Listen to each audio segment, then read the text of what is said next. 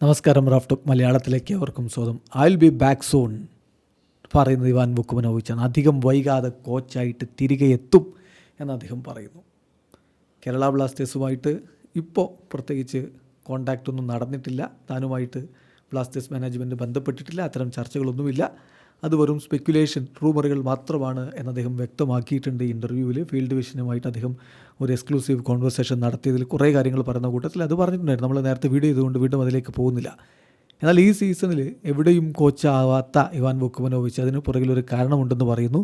കൂടാതെ അടുത്ത സീസണിൽ ഇമ്മീഡിയറ്റ്ലി 2-3 മാസങ്ങൾക്കുള്ളിൽ കോച്ചിങ് ജോബിലേക്ക് മടങ്ങിയെത്തും എന്ന് തന്നെ അദ്ദേഹം പറഞ്ഞു. വീണ്ടും കോച്ചാവും എന്ന് അദ്ദേഹം പറയുന്നു. എവിടെ എന്നുള്ളത് കണ്ടറിയണം.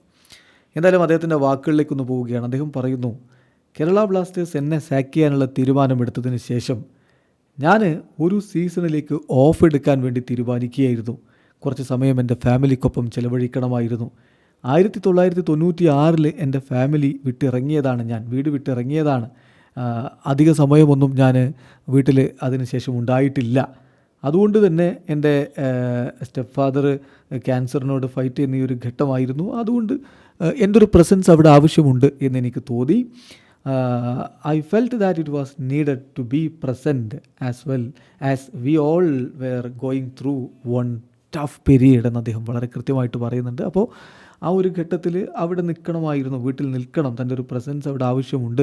ഒരു ടഫ് പീരീഡിലൂടെ കടന്നു പോകുന്ന ഘട്ടം എല്ലാവരും അങ്ങനെ കടന്നു പോകുമ്പോൾ അത് ആവശ്യമാണെന്ന് എനിക്ക് തോന്നി. അതുകൊണ്ട് മറ്റ് ക്ലബ്ബുകളിലേക്കൊന്നും ജോയിൻ ചെയ്യാതെ ഈ ഒരു സീസൺ ഓഫ് എടുത്തു എന്ന് പറഞ്ഞ് അദ്ദേഹം പിന്നീട് പറയുന്നത് ഇങ്ങനെയാണ്: എനിക്ക് വന്നുകൊണ്ടിരുന്ന ഓഫറുകൾ തീർച്ചയായിട്ടും നമ്മുടെ ജീവിതത്തിൽ നമ്മുടെ നേരേക്ക് വരുന്ന അവസരങ്ങളും ഓഫറുകളും ഒക്കെ ഉണ്ടാവുമെങ്കിലും we are first of all human beings. അടിസ്ഥാനപരമായി നമ്മളൊക്കെ മനുഷ്യരാണ്. അതുകൊണ്ട് തന്നെ ഇൻറ്റൻഷനലി ഞാൻ കഴിഞ്ഞ സീസണിൽ എനിക്ക് മുന്നിലേക്ക് വന്ന ഓഫറുകളൊക്കെ ടേൺ ഡൗൺ ചെയ്യുകയായിരുന്നു, വേണ്ടെന്ന് വെക്കുകയായിരുന്നു.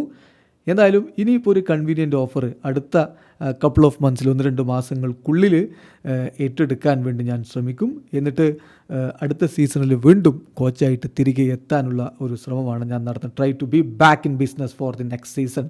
എന്തായാലും എനിക്ക് കോളുകൾ വരുന്നുണ്ട് with offers from different sites. വ്യത്യസ്ത ക്ലബ്ബുകളിൽ നിന്ന് എനിക്ക് കോളുകൾ വന്നുകൊണ്ടിരിക്കുന്നു, ഓഫറിൻ്റെ കോളുകൾ വന്നുകൊണ്ടിരിക്കുന്നു.